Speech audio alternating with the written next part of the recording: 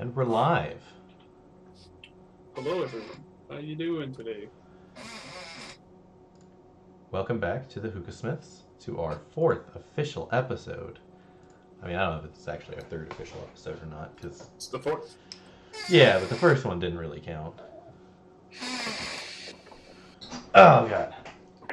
Alright, so, yeah, welcome back. Tonight we're going to be talking about perfection versus innovation in regards to hookah.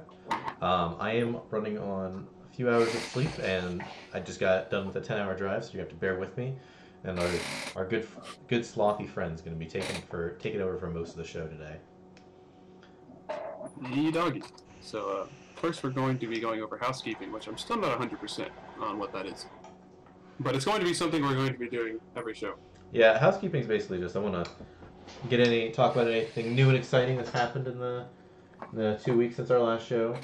Anything cool that we've seen, anything we want to talk about. This is a good time to ask us any quick questions you guys have, not pertaining to the show. And also, we did want to say we're going to any kind of questions that require some type of discussion. We're going to be trying to answer those more towards the end of the show, so we can kind of like keep more on topic. And yeah, we're just going to answer those closer to the end of the show.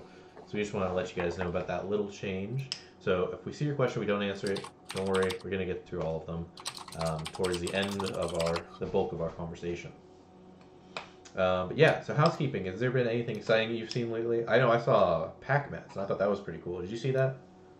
The what? The pack mats that the one guy from Hookah University just started doing. I think his name is Bracken. No, I have not seen those yet. So it's literally a mat that you put down that you pack on. It's just easy to clean off. Oh, You can put that sounds like something I want. yeah, it's like hella cheap.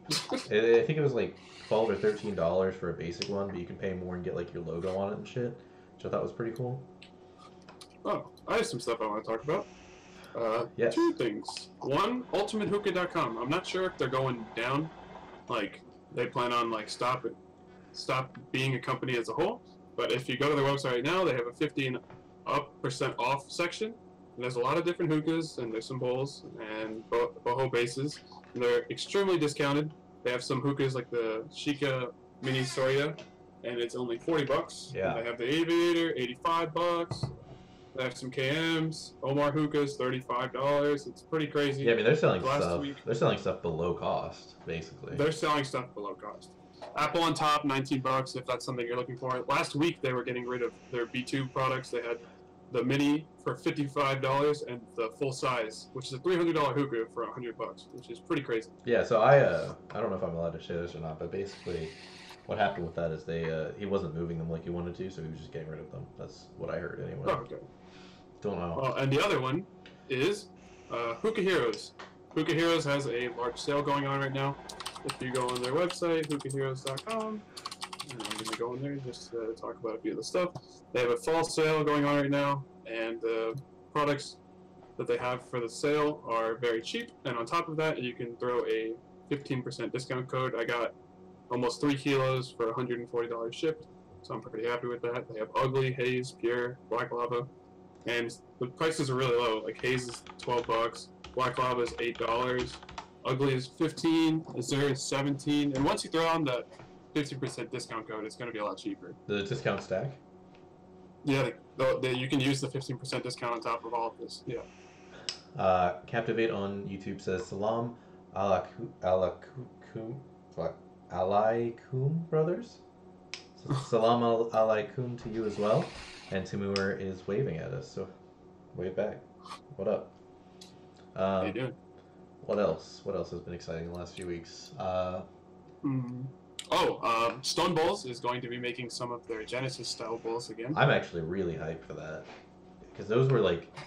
I mean, that's what made Stone what they are, you know? I'll be interested to see the price point on them, because I think they were, there was $50 when I got mine. And that was... 50 to 70, I think.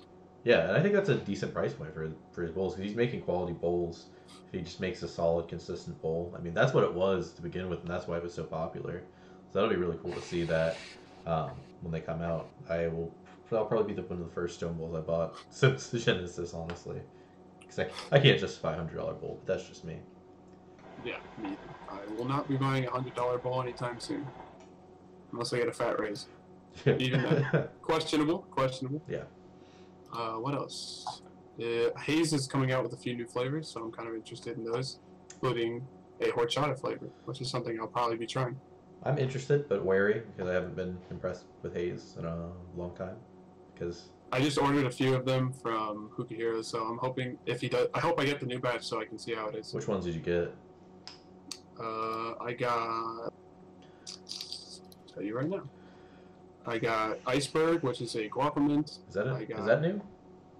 No, it's really old. It's That's actually what I from the thought. original line. I thought that was old. It's really, I like it a lot though. I got Shytastic, and I got Pineapple Crush, and what's that peach one? Fuck, I know which one you're talking about. Not peach cobbler, but It's Old Boy Explosion. yeah. Which is a peach flavor. Captivate says, I'm not getting a lot of flavor from Try Dark. True Grape, did Wade scam me with his recommendation on this, or am I doing something wrong? If you're not getting a lot of flavor... That flavor is pretty flavorful. Yeah, that's a very flavor. That's it's probably one of the most flavorful, honestly, but at least in my opinion. Try smoking it with pure foil, like don't try it with an HMD or anything. See if the flavor comes more pronounced that way. But even then, like I've always had pretty flavorful sessions with it no matter what I've done, so I don't know. You just at me in the server and just send me your pack and I can take a look at it. Yes, semi-dense packet, like Timur said. So what are you smoking right now? I'm smoking Twice the Ice Extreme by Trifecta, mixed with some Alfaker Special Edition Hot Ice, which is a very old flavor, but one of my favorites from Alfaker. That's a classic flavor. Yeah, it's a classic flavor for me. That's like one of the... I remember when the Special Edition line came out, that's what it was like. Fuck, that flavor was the first one that was like, holy shit, this is good. Some of the other ones were a little iffy, but I think this one's super good. Yeah, that's always been one of my favorites. I haven't had it in a long ass time. I might have to order that soon. You smoking your Naris as usual? Yes, sir. Nice, right on.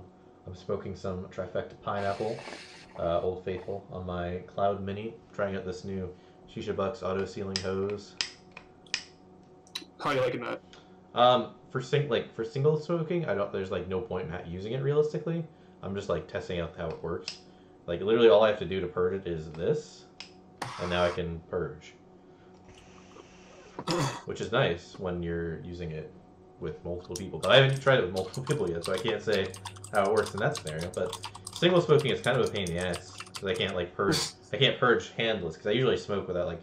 I usually like I'm playing games or something, so I'm like propped up, got it like rigged like this or some bullshit, and I can't do that with this hose. I have to actually like hold it, so I just can't purge, which is weird. I do it out of habit. We still got 2 minutes on housekeeping, and King Monkey has a question. What flavor profile is AF Hot Ice? It is mostly watermelon. I believe it's cardamom. Yep. There's a spice to it. It's kind of spicy. It's light though. It's like not spicy, but it is a spice. Yeah. It's weird. Yeah, and then also some mint. Yeah. And I think it goes really well together. Yeah, I think one of Alfaker's best flavors. Just most ambitious flavors. That's good because like I mean they kill single note flavors for the most part, but when they mix stuff, it gets weird. Yeah. Typically, they're with mint flavors. They're just not that great. You're better off mixing it with your own AF mint. Are you sleeping on those whipped cream flavors, my dude? You say you don't want mint with cream? Some of them are okay, I guess. I mean, I wouldn't die if I smoked them. Cap says, alright boys, it's getting really late for me, so I'm hitting the bed. See you guys in Discord. Later, Cap. Good to see you. Thanks for tuning in for the housekeeping. 10 minutes have passed, so let's begin. What defines perfection? Perfection is basically, it's so perfect that there's nothing that can be done to make that specific function any better than it already is. Yeah, and I wanted to clear something up with that. I think perfection, I don't know if it's something that's actually attainable. You can say something is perfect, but I think something can always be more perfect in a sense. Like I could say, this water bottle is perfect as it is, but maybe it can always be better. And that's just a perspective thing. Perfection is relative to everyone, and it can be very different. But in regards to hookah, I don't think perfection has ever been achieved, and I don't think it's something that's ever will be achieved, and I don't think that's a bad thing. I think it's something that is good for companies that are always striving to improve their products. Like I look at a company like Shisha Bucks. They made a product and they've always been improving upon it. And every iteration, there's something different, something better about it. Yeah, so basically, I believe that, like, Shisha Bucks as a company, for example, they have the different versions of their hookah. They're making the same product, but with just slight improvements, and over time, it's going to become, like, from the version 1, it was pretty good, but it had a bunch of problems. Then once you start removing all of these problems and you add all of these good new things to it and improvements, it's going to be closer to perfection. Yeah. But I don't think it will ever reach perfection. They're going to eventually need to add more innovation to create a better product and get people to be more excited about it, even though it's going to be a good product. Well, it is a good product, some of them. Yeah, Shisha Bucks is a weird thing because they combine both innovation and perfection. Like they're constantly improving their products to achieve perfection, but in doing that, they're innovating as well. Like they're adding diffusers, they're adding invisible purges, they're adding auto sealing hoses, which might not be a part of their package, but they're innovating as well as perfecting. When I think about perfecting a product in terms of hookah, I think about Sheikah as the prime example because they're not redefining the wheel. They're just trying to make a nice, perfect round wheel. They're trying to do it so well that it's, when you think about what's the best traditional hookah, you think Sheikah. You know what I mean? Does that make sense? That's a weird. Yeah, that makes perfect. That makes sense. It's a weird way to describe perfection. But I think when you come to think about hookah products, there are two main companies. Excuse me, two main goals that companies are trying to achieve. They're either innovating or they're perfecting. I think, and some are doing a mix, like I said with Shisha Bucks, but a lot of companies are just either like Khalil Mumun, Sheikah. It's like we talked about last week with traditional hookahs. They're not reinventing the wheel; they're just trying to make the wheel better. Whereas you've got other companies that are doing the opposite, and they're trying to reinvent the wheel, trying to make the process better through complete innovation. Yeah, exactly. So basically, on their quest to perfection, they're innovating at the same time. And once you're innovating, there's going to be some things you need to tweak out. So while making something better, you're also making something potentially maybe a little bit worse. And then in the next iteration, you're going to be innovating that to make that better, while also creating potentially another issue. And then that can continue for a very long time. Right, and I think perfection is something that, like I said, it can't be attained, but it can be. You can get really damn close. Like when I think about Hookah John and how he's done with his bowls, he's like they've changed minorly over the years, and he's not trying to innovate this. Like take the Harmony Bowl for example. He's never tried to reinvent the Harmony Bowl. If he does, he just makes a new bowl. But you've been constantly trying to make it a bowl that everyone can use and say, hey, this is a good bowl. And that's for many products. And that's subjective, obviously. That's going to be very personal bias. Like you're going to say, I don't like that bowl. But for what it is, he's really been trying to perfect that bowl. And he's done that with all of his bowls. And the closest he's done to innovating is when he just makes new bowls. But that's a whole different wheelhouse. You know what I mean?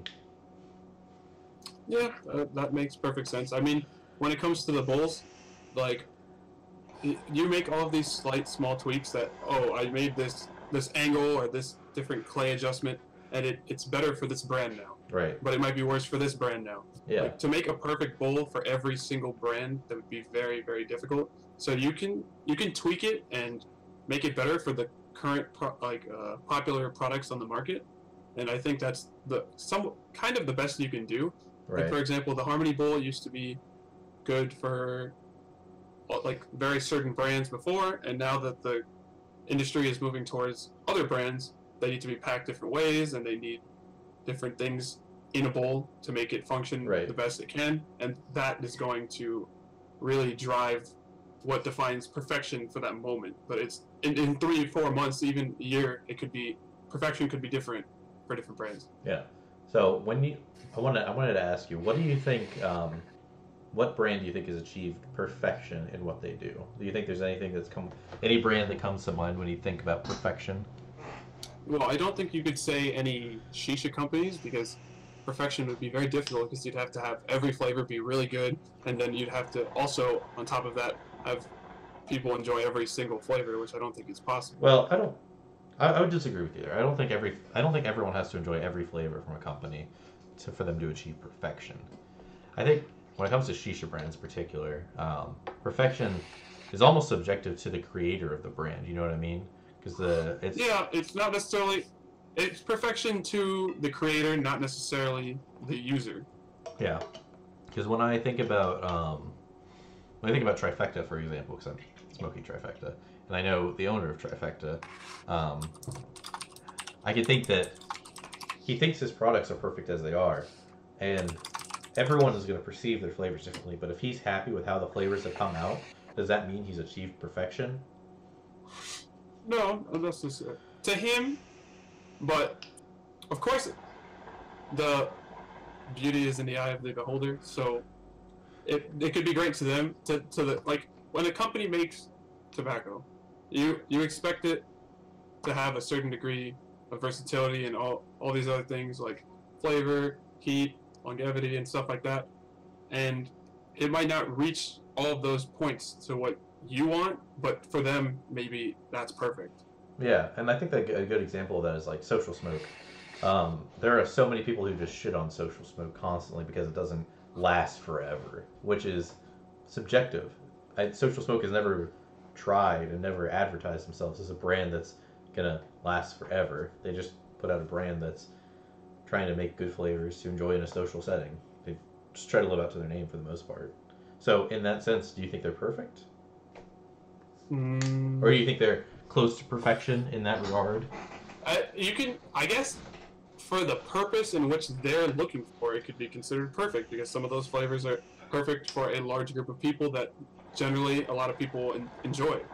You know, like I could think I could think Tanger's bacon is perfect, but if I'm smoking with a bunch of people or all these different variables, it's not perfect anymore because not everyone's gonna like that. You know? Right, right. And I think when you think about perfection, at least in regards to shisha flavors, I don't know if you could look at it as a whole brand, more on a flavor to flavor basis. You know what I mean? Just Yeah, like because of how that's making the subjective. scope too big. Yeah, because of how subjective things are. So I guess you could say certain flavors are perfect. Like the vast majority of people enjoy this flavor, Yeah, like lemon but cake. when you come to everything, it could it gets a little funky. Right, and even like flavor, like even on a single flavor thing, like so many people love cane mint, but you can never. Could you ever consider cane mint a perfect flavor?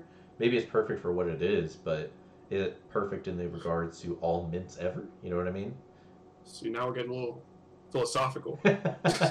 Yeah, and that's actually what that was the main point of this is the philosophy behind perfection versus innovation. So, do you think it's more important for a brand to continue to perfect their flavors, or do you think it's more important for them to innovate and make new flavors? Like I think when I think about this, I think about Haze as a perfect example. They're constantly trying to make new flavors, but they've got so many flavors that are just like, why would you buy this? Please do not smoke this flavor ever. You know what I mean? Well, I think they're a good example of trying to perfect a product or trying to achieve that boundary because when they first came out, not very many people liked them. I remember back in around 2012, 2013, when I first started smoking haze, that it was not that great.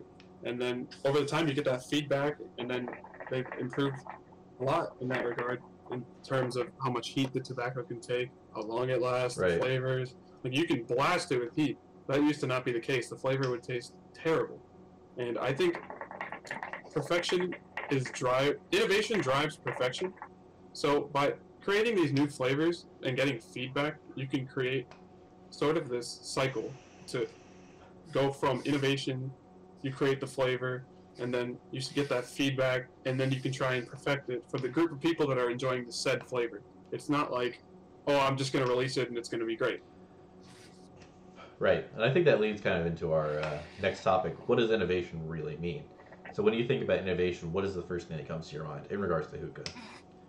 Um, Creating a new product that serves, it either improves a function that already exists or creating a whole new function in general. Yeah. So I think when I think about innovation, the first thing that comes to mind is like cloud loads. I mean, reinvented the wheel, reinvented how we smoke.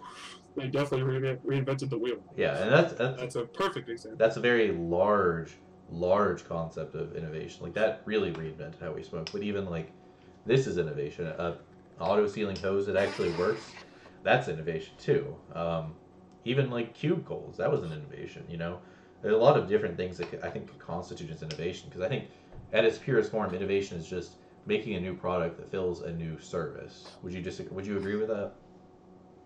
Yeah, exactly like I was saying. Like innovation is basically they're trying to improve something that already exists, which drives perfection, or they're just creating a whole new function. Yeah, absolutely. So when you think about take hookah companies for example, what do you think the Russians are the ones that are doing the most innovating right now? Russians? Yeah, like when you think about hookah specifically, like the actual stem itself.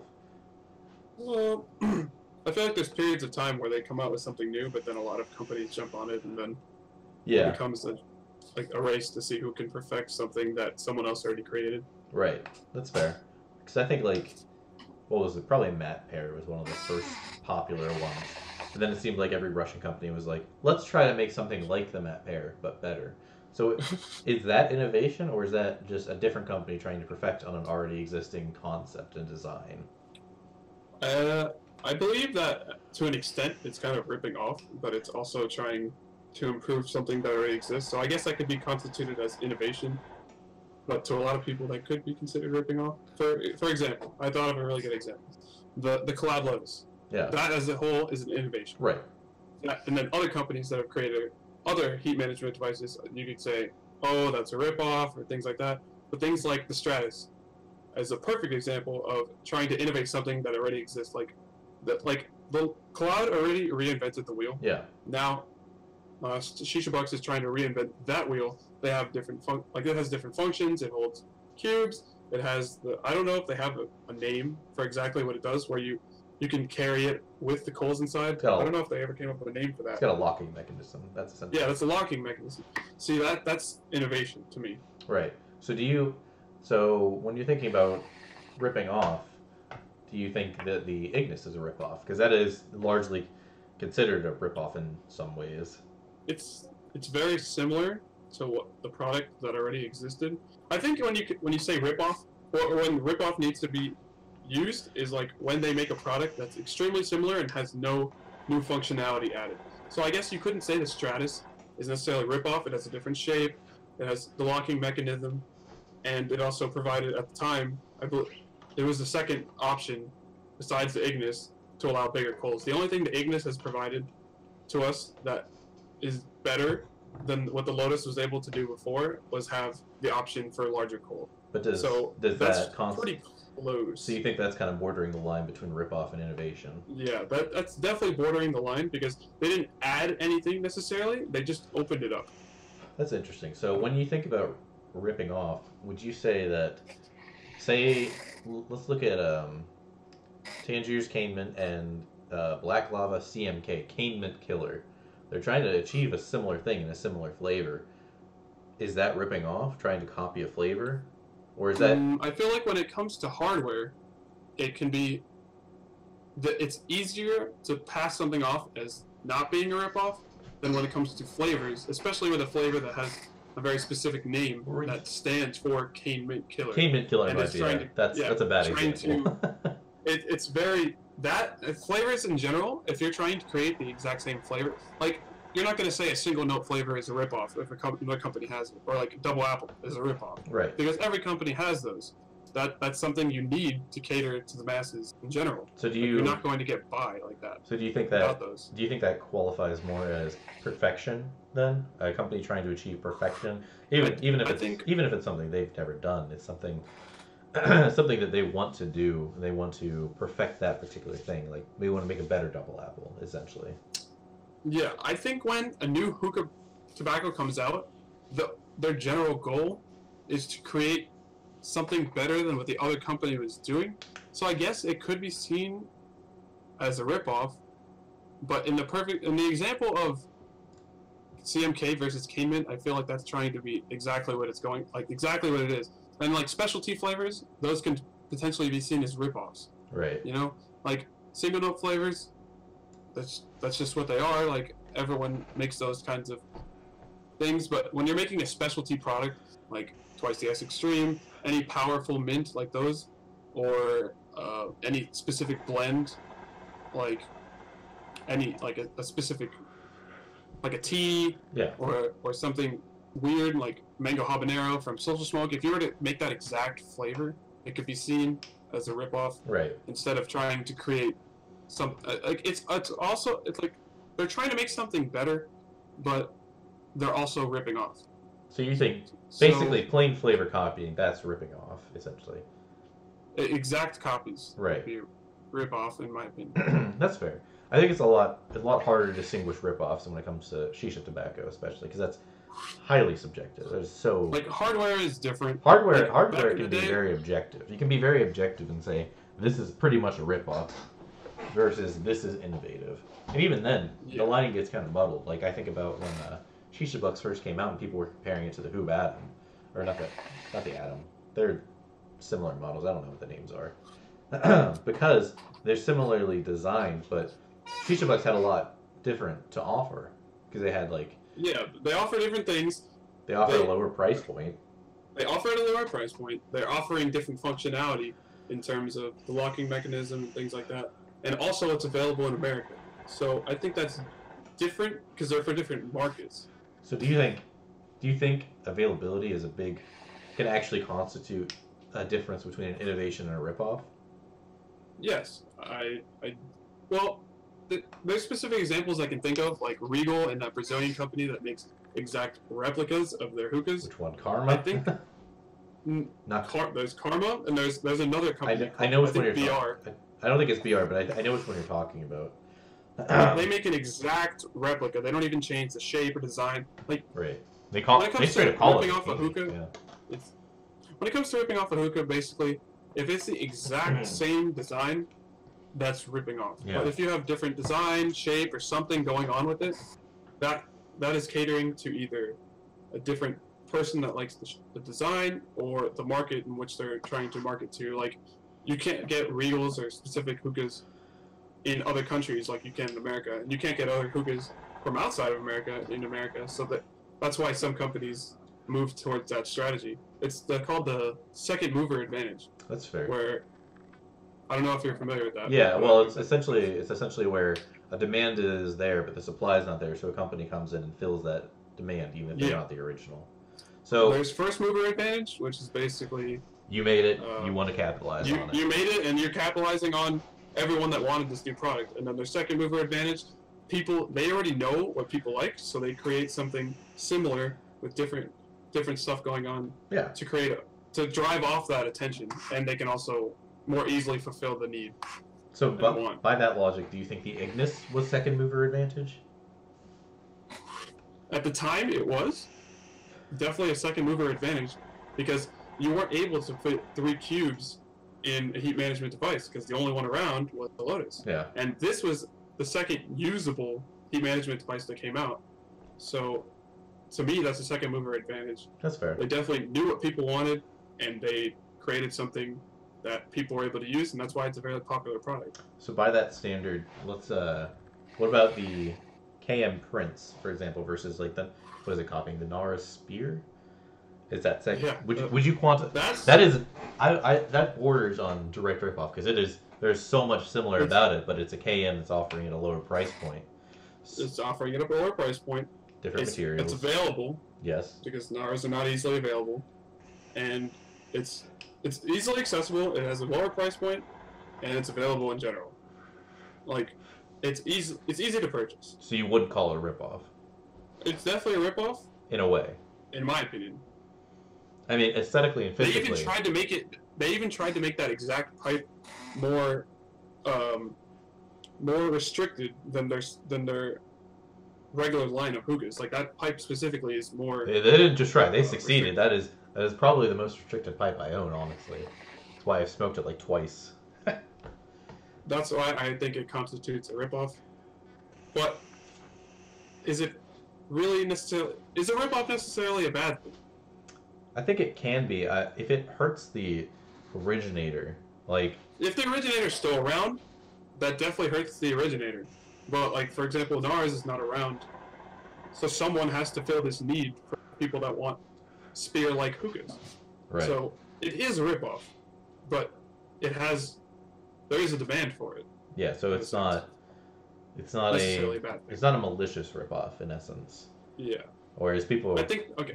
people were considering, like, when Shisha Bucks came out, they were considering it a pretty malicious ripoff, and I would strongly disagree with that. That's a different topic for a different day, I think. Yeah, there's a lot of variables in that scenario. Right. Um, but I think there's a very fine line when it comes to ripoff and innovating. So, let's move on from this. I wanted to talk about um, Mason as a company, because this is where, like, most of my, when I was thinking about this, I was thinking about Mason is a good example of a company that's innovating, but also trying to perfect at the same time, because they're not reinventing the wheel. They didn't make funnel bowls. They didn't, like, A bowl is a bowl is a bowl. right. They're adding stuff. They made a bowl. They made a hose, but they're innovating in the way that they kind of, like, they created, not look away from their bowls for a minute, but look at their timber hose, for example. They literally created an artisanal hose market that didn't exist before. Like, before timber hoses came around, you had what, D hoses? That was the go-to hose, you know. If you wanted a fancy hose, there was that, what, 6-month period we could get the Emotep hose. You remember that? Yeah, I remember that. But now you got companies like Moses Hoses that are coming out and making these elegant leather hoses. So it kind of it's almost innovative in the sense that it created this niche market where new things are being able to come out. But it's also perfection in the way that it didn't reinvent the wheel, but it's making something better. So what are your thoughts on that? I think that, for example, on the timber hose, people didn't very much so express themselves, but they wanted an artisan style hose. Right. Once this came out, it was shown that people did. Yep. And people wanted it's a very large selling product. People wanted to flex. They wanted to flex with their hoses. I mean, that's been exactly. And it's interesting because that almost, I mean, you think about artisanal hookahs in a sense. Like, I think about the B2 Precious Cut and the Regal Diamond Wood. Those weren't as popular before that. When it came to, flexing with a pipe, he was like, oh, I've got a B2. It doesn't matter that it was a PCC because it didn't exist at the time. But you didn't see people flexing as much with their $1,000 setups unless you were Brandon Olausen with his fucking $800 Regal. But it's interesting because it created not only the niche market, but it also bolstered the regular artisanal market that it was there, but it wasn't like popping off. And Mason didn't actually have anything directly to do with that. Like, when you wanted something that was color coordinated, you would get a generic hose and it would be a certain color and it would match your base. But now there's becoming a lot more creativity. You get these specialty bowls, you have different materials being used in stems, then you match that with your base and your hoses, and then you got yourself $1,000 piece. So, like, when I think about innovations in terms of bowls, I think about going back to the artisanal reference. I think about stone bowls. I mean, Stone created the artisanal bowl market that I don't think Mason would exist now if it wasn't for stone bowls. I mean, that's something we can ask him at a different time because he wants to be on the podcast sometime. But I think it's hard to say that artisanal bowls would be around if it wasn't for stone, because that's what showed that, hey, there's a market for these beautiful bowls that are made well and smoke well, versus just at the time, if you wanted to flex with a bowl, you were like, oh, I've got this Gen 1 Alien Mini. Look at me. Yeah. To be flexing back then was basically like, oh, I had this really good product that existed back in the day. Yeah, you had old stuff. It wasn't like there wasn't anything new that was coming out that was. Yeah, there was nothing creating a drive for that artisan style market before. But now that you have that, like, Stone is a very good example of that. They created all of these specialty bowls and they're really beautiful and things like that, and that with their proprietary clay and all that stuff. And then Mason came out, and they added a little functionality to that, and they have different shapes and colors, and they added some other stuff.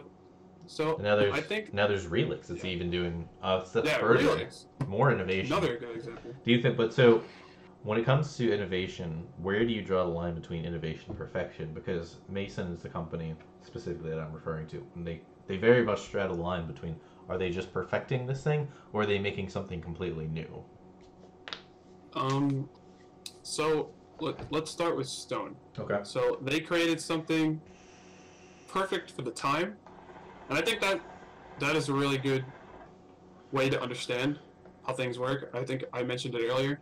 Things are perfect for the time being. Right. And then once something is created, like the Mason Bowl, that created something that I think both of them are perfect in the sense that they do what they need to do very well, but then the Mason Bowl added this extra functionality. They have the tri-wing design where you can mix your flavors like that. They have the built-in mole catcher, and then once you go to the Relix Bowl, they're adding more functionality.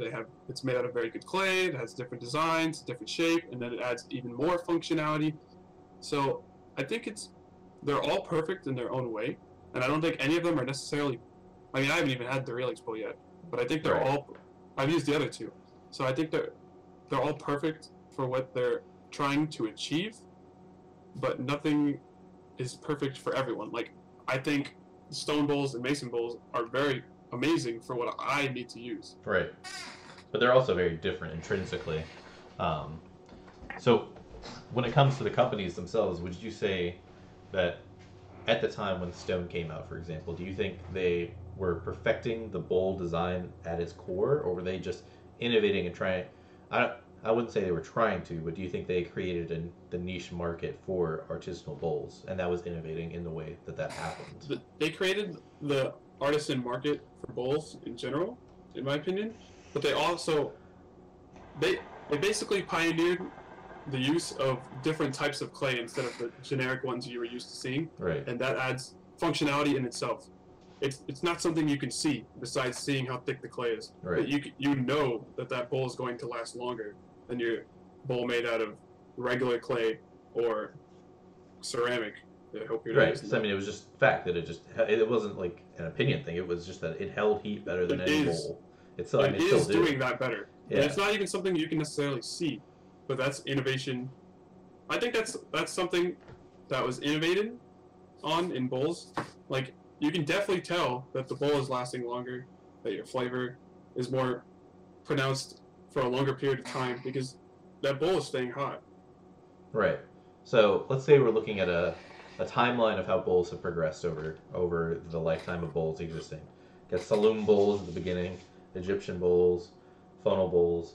Would you say that there was a whole new category created in the innovation of stone bowls, or was it just something that was just continued and it was just perfecting, and that's just the course of bowls? Because if we're thinking about it realistically, it's not like Stone made something like the funnel bowl that changed how everyone thinks smoked. It just made this almost niche market where people are buying expensive bowls because they work better. So is that a whole new category, or is that just a continuation of funnel bowls achieving perfection? It is a continuation of funnel bowls while also creating, like, it creates a more sort of this tree effect where you have your Egyptian bowl here and you got your funnel bowl here, and then it branches off into that artisan style, and then also it adds that other functionality. Right. That adds that they have the different clay, and they also added the lip to the bowls, which was something you had never seen before. Now you see that in a lot of bowls, and then that can kind of branch off even further into the Mason Bowl and the Relix Bowl, and those are adding basically subcategories are being created of the same thing. Yeah. Like music genres. Right, and it's a very interesting thing because it's not something that was really seen. I mean, when we think about that timeline again, you think saloon bowls to Egyptian bowls. That was a pretty drastic change, but that was it. There was nothing between those two. There wasn't like artisanal saloon bowls being made. Yeah, no. And then between Egyptian bowls to funnel bowls, you had the vortex, I guess, but that you can consider that an offshoot because that didn't progress any further. Like, you've got Egyptian bowls to funnel bowls. There were no artisanal Egyptian bowls. You could have the two branches, I guess, of you have a shit ceramic bowl or a Egyptian clay bowl, and then that just led into funnel bowls. And funnel bowls have since branched out into so many different categories that now we have artisanal bowls, we have mason bowls that are cast. I mean, there are so many different categories and so many different designs with funnel bowls that we've never really seen this kind of thing in hookah, in terms of bowls at least. Even in hoses, I mean, hoses haven't changed that drastically. I mean, you look at...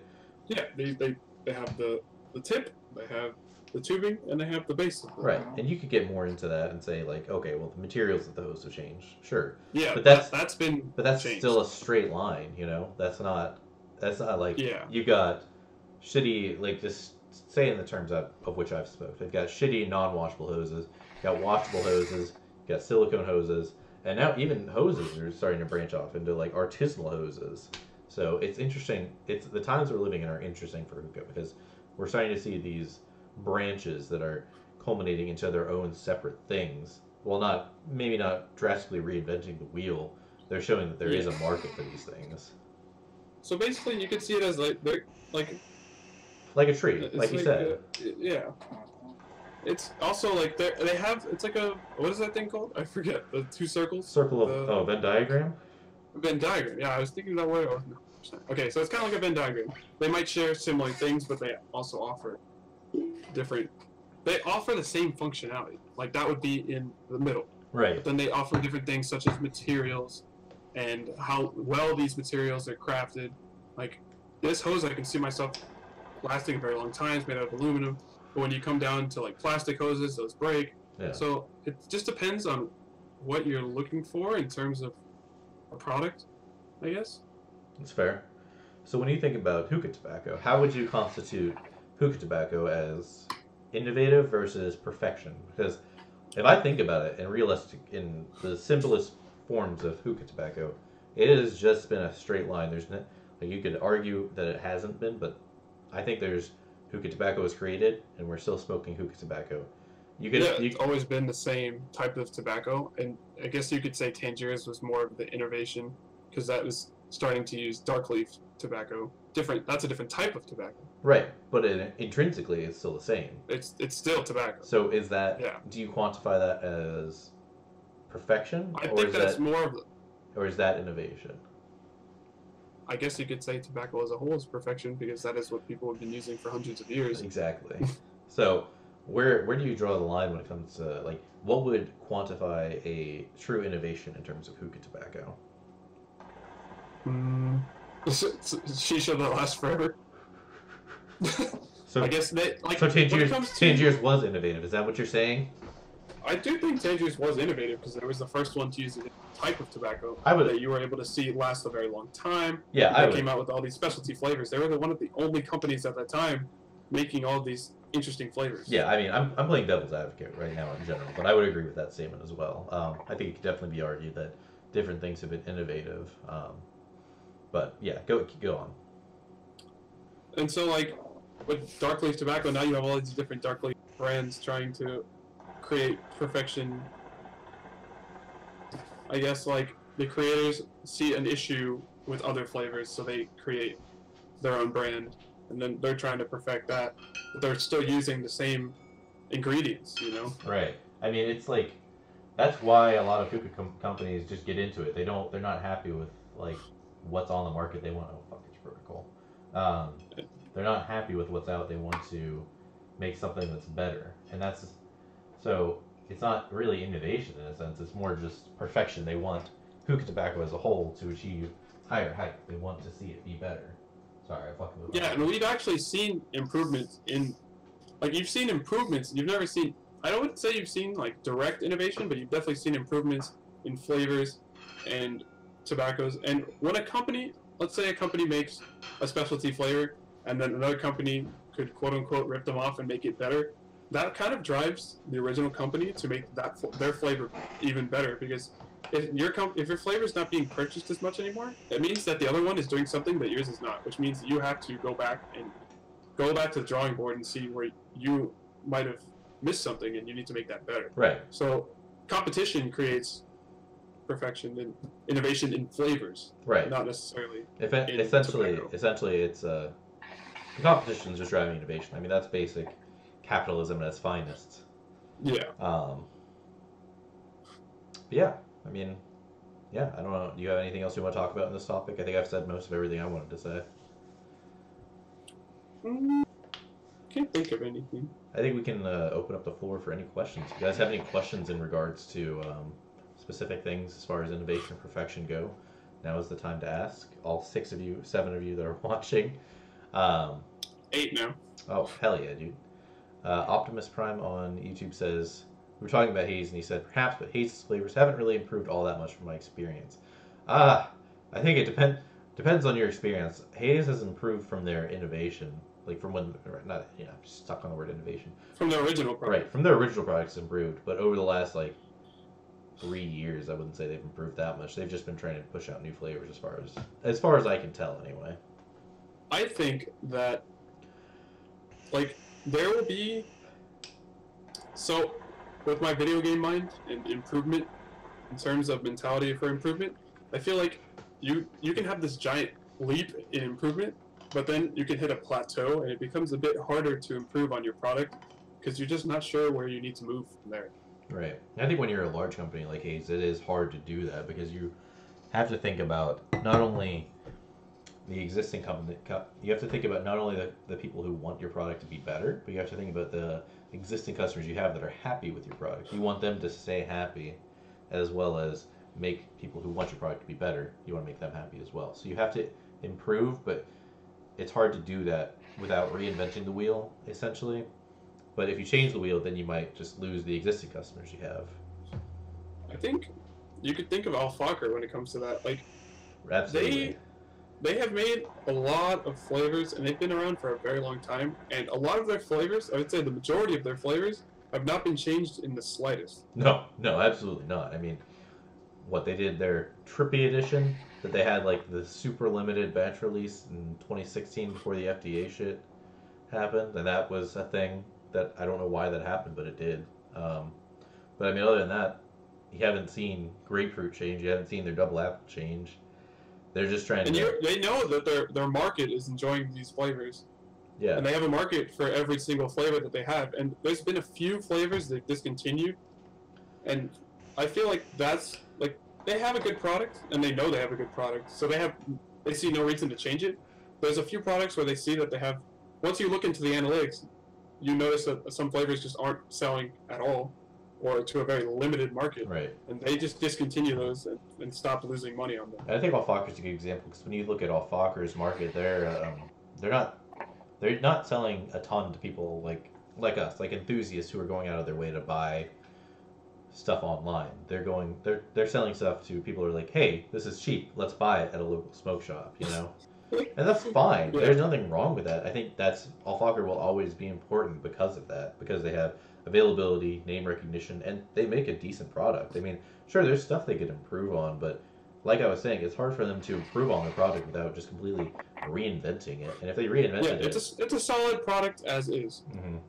and people know that. Like that's their market. Yeah, and it would be hard. Like if Alfaker puts out a new flavor and someone sees it at a smoke shop, they'd be like, hey, I like their double apple. I'll try this new flavor. But if they change their double apple and they were like, oh, this is shit. Why would I try this new shit that they're putting out? You know what I mean? So it's hard for them. It's hard for a company, especially at that level. It's hard for a very established company. Yeah, like when you look at Trifecta, it's a lot easier because in the grand scheme of things, they're a lot newer of a company, so it's easier for them to have a batch issue like they had last year, and they can fix it. And people will be like, okay, they fixed it, that's fine. Let's go back to Trifecta now. You know what I mean? Whereas if Alfaker did that, it'd be like, yo, what the fuck? And a lot of people would just be completely turned off from it. Yeah, but there's a lot of things that go into improvement and also just having bad batches and things like that that make it kind of difficult to determine where they went wrong. Right. I guess. Yeah, it's a very fine line that especially big companies have to tread. That's when you look at like companies like Social Smoke. I mean, they put out what was the last new flavor Social Smoke put out? I don't even think I can tell you. I can't tell you. Oh, it was they put out a few new flavors last year, like lemon drop cigar and shit like that. Oh yeah. I forgot about that. I don't pay too much attention to Social Smoke, but you know what I do notice when they get rid of flavors I liked, like when they got rid of Arabian Nights. I'm so pissed. But that's coffee, right? Yeah, the best coffee. I think their Japanese yuzu is amazing. Their Japanese yuzu it's underrated for sure. Pistachio Breeze is underrated too. Maybe not. I think that's actually pretty highly rated. But so they're not like trying to put out a ton of new flavors. They're just getting like they got rid of Mobster 2 years ago. People are like, okay, darn. Yeah. I will never miss that. Yeah, exactly. I think that larger companies, since they're established, they have much less to work on and improve or worry about. When they already have such a large fan base, But when you look at smaller brands, and I guess you could even call them specialty brands, like Trifecta, Tangiers, any of those brands, Ugly, Azure, they're all striving to be like those bigger companies Yeah. where they already have this established great product. And even if they are good, they need to make it better, to make themselves seen as something worth buying over what they're already getting. Right. And it's like, I think Alchemist is a good example of a company that's honestly kind of failed to do that. Like, I enjoyed Alchemist when it first came out, but after their first batch, it was like not It was good, and it was just like, it was not very good. Why? Why am I like? Why would I? And now, like, if they put out a new flavor, it'd be like, why would I want to try this when the stuff you have Even is if bad? it is good, Yeah. that's how you turn off users. Yeah, absolutely. It was like, and that's what exactly what happened when they put out their Mr. Mike's root beer flavor. I was like, okay, you put this out, it's not good. I don't want to try anything from you guys again. And I don't think I bought Alchemist since then. But no, that's a lie. I tried their what was their like vintage-esque line, the kettle liqueur. You had their mint or something, or the grapefruit? No, it was KFC line. Yeah, the KFC line, that stuff. It was hard. It was hard for them to sell that because just people were so turned off by their original product, and even if they changed it now, there aren't enough people buying Alchemist that would be like, "Yo, this shit is fire. You need to try it." That it wouldn't make any drastic improvements. We have some comments on YouTube. Optimist Kit asked any current recommendations of Social Smoke, and he also said Azure's Darkline is awesome. I have some Azure Darkline that will be here tomorrow. I'm excited to try that. As far as Social Smoke goes, Pink Lemonade is still my favorite from them. Pistachio Breeze. What about you? Japanese Yuzu from you, right? Japanese Yuzu, and I think their mint. What was it called? It's called Absolute Zero. I think that's pretty okay. I like that. Yeah, that's an I interesting. wouldn't say it's amazing. I think it's definitely different enough to be decent mint. That's a really interesting flavor because it's not like it came out right before like FML came out, so it was like a cold mint, but it wasn't a super mint by any means. Just a nice it was like smoking an ice cube almost. It was just cold and minty, but it wasn't like overbearing in any way. It was nice. It was interesting because it came out and it got like immediately overshadowed by all these super mints. So. Golden Delicious Apple. That was a nice. Is it? I haven't tried that one. I'm interested to try that one. I like that one for sure. Like that was released in the same time frame where Japanese Yuzu came out, and they came out with like 4 or 5 flavors. Yeah. There was some good ones, and there was some not so good ones, like Hong Kong milk tea. That was not that great. Really? What else? I think their mojito is underrated. I think it's a very solid mojito flavor. The lime is okay. Yeah. And I like blue raspberry. That's underrated. That's Pear chill, solid. That one's okay. That was like the first. Pear chill's solid. That was like the first pear flavor in the market, wasn't it? I would think that is the first. It was the first. It was the first one of note, anyway. First one where we were like, yeah, this is good. Like, let's smoke some pear, you know. Oh, their watermelon chill is supposed to be. I think most of their chill flavors are supposed to be decent, at least. I've tried like 1 or 2 of them. Their berry chill was like, eh. But I didn't know they have a pond flavor. yeah, they put that out with the 4 flavors they did last year. The cigar. Sean from Pukashisha said the cigar was actually not bad. I was like, what? What? I'm not trying to smoke hookah for a cigar flavor. That's one of Alfaka's flavors that continued pipe. Oh, they actually discontinued it. I didn't know that. Yeah. That's probably for the best. I remember. There was certain people that loved it. They were complaining about it a lot. I saw that on Reddit back in the day. Yeah, well, that's the thing with, I think, most flavors. If something's discontinued, there's always someone's going to be a fan of something always. So, yeah. I mean, yeah. Optimus said, their cinnamon is good. I haven't tried their cinnamon. I'd be interested to try that. I like Social Smoke, but it's like, It's kind of expensive. It's expensive. For what it is. Right. And it's like, if I'm smoking, I will smoke one, like, say I'm smoking 2 bowls a day.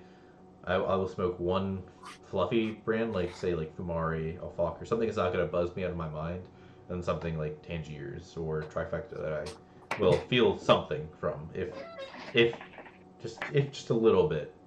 So I don't smoke a lot of fluff brands. It's usually, like, sometimes I just smoke 1 bowl a day. And if I smoke 1 bowl a day, it's going to be something that I feel to a certain extent. You know what I mean? Yeah, it adds to the experience. Yeah.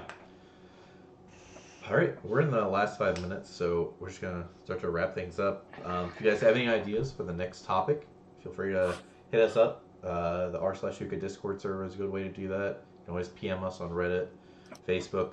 Fuck, you can DM me on Twitter if you want to read my old tweets from 2010. I use my Twitter, but I don't think anyone will like what I talk about. Yeah, I mostly just tweet about Overwatch shit. I tweet about Smash. Yeah. So just don't do Twitter. Just ignore it. Yeah. So just PM us, drop us a line. You can drop us a comment on here. We read them. Try to think what else. If you guys have any improvements, like you wanna, if our audio was completely fucked, let us know. Maybe they couldn't hear us the whole time. That would have been a little That'd be awkward. terrible. That's why we have 6 viewers. If you guys have any improvements in general, just let us know. We're really shitty with promo. I think we need to get better with that. But definitely we need to improve on that because our first ones were pretty popping. yeah, but then we were like, hey, we're going live in like 10 minutes. Come hang out. And yeah, I messaged Wade like 2 hours ago. I was like, oh, we still have to do that, right? But I just want to say we have this, like if you weren't here earlier, we have that new housekeeping thing. We're going to be going over any new topics for the night, and then we plan on going into 2 to 3 specific topics that we're going to be going over the night. The bulk of the conversation, basically. The bulk of the conversation, and then in the last 15 minutes, we want you guys to ask us questions. But tonight, it looks like we only got Optimus Prime asking us stuff. That's fine. We appreciate you, Optimus. Yeah. He's been around for a long, long time. Yeah, dude. I traded him some bowls like a year or 2 ago. I'm sad. I'm pretty sure he used to make YouTube videos. Really? Maybe. I don't know. He's a great guy. I mean, he's Malaysian, I think. I'm not 100% sure, but I'm pretty sure he made. Yeah, he did. He made some. I recall watching a video on some Tanjuice flavor. Really? I don't. Oh yeah. I remember that. I remember seeing those. I forgot about those. God, that was a while ago. It was a long time ago, but I was watching. I was watching them.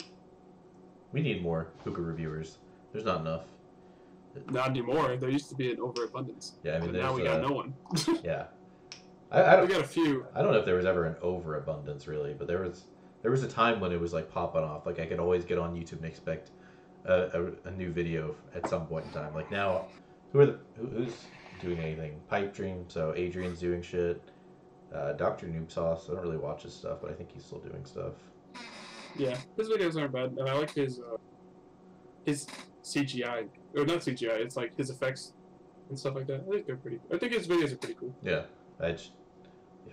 Zach's still doing stuff, isn't he? Strictly Shisha. He's been doing stuff. Yeah, no.